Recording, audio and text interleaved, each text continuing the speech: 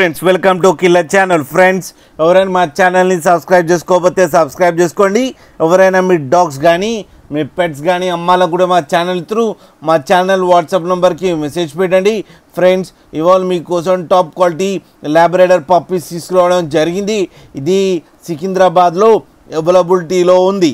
And దీని owner ఏం చెప్పారంటే వీలైతే ట్రాన్స్పోర్టేషన్ ఫెసిలిటీ అయితే ప్రొవైడ్ చేస్తామని చెప్పడం కూడా జరిగింది on the extra charge. And ఈ పప్పీస్ ఏజ్ వచ్చేసరికి 32 days అని చెప్పారు.